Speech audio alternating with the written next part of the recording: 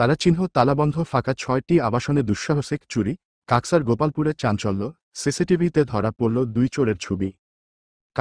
কাকসার গোপালপুরে কেশব কানন বহুতল আবাসনে দুঃসাহসিক চুরির ঘটনায় চাঞ্চল্য চড়ালো এলাকায়। চুরির ঘটনা প্রকাশ্যে আসতেই আতঙ্কিত হয়ে পড়েন আবাসিকেরা। তালাবন্ধ ফাঁকা ৬টি আবাসনে চুরি করে ২ চোর। খবর পেয়ে কাকসা থানার পুলিশ ঘটনাস্থলে পৌঁছে ঘটনার তদন্তে নামে। আবাসিকেরা জানিয়েছেন, এই প্রথম এই ধরনের চুরির ঘটনা ঘটল। তারা চরম আতঙ্কে রয়েছেন। এবার ঘরে লোক থাকা অবস্থায় যদি মেরে ধরে চুরি করে নিয়ে যায় তবে কি হবে, তাদের সেই প্রশ্ন তুলেছেন অনেকে। আবাসনে ২ জন নিরাপত্তারক্ষীও রয়েছে।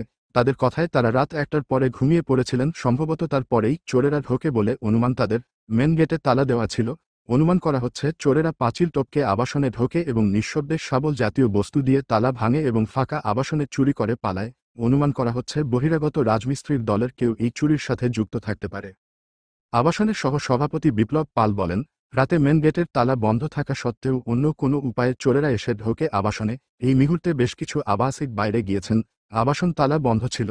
বিভিন্ন তলায় ২ জন চোর এই সব বন্ধ আবাসনের তালা ভেঙে ঢোকে এবং চুরি করে। তার কথায়, এই প্রথম এমন ঘটনা ঘটেছে। নিরাপত্তা রক্ষী রয়েছে, তাতেও কিছু লাভ হয়নি। চোরেরা এসে চুরি করে নিয়ে যাচ্ছে। চরম আতঙ্কে রয়েছে আবাসিকেরা। তার কথায়, বন্ধ আবাসনের বদলে এবার চোরেদের লক্ষ্য যদি হয় আবাসিক রয়েছে এমন আবাসন এবং মারধর করে চুরি করে নিয়ে গেলে হবে। আবাসিক প্রদীপ বন্দ্যোপাধ্যায় বলেন, এই প্রথম এমন চুরির ঘটনা ঘটল, কেউই কিছু শুনতে পায়নি। চরম আতঙ্কে রয়েছি।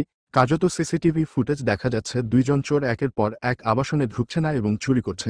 পুলিশ সিসিটিভি ফুটেজ দেখে তদন্ত করে দ্রুত গ্রেফতারের আশ্বাস দিয়েছেন।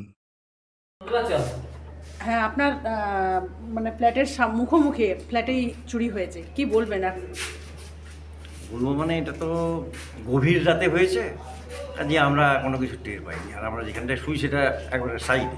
মানে বিগত বছরে কি কোনো এরকম কোনো ঘটনা না, ঘটেছে? This is for the first time.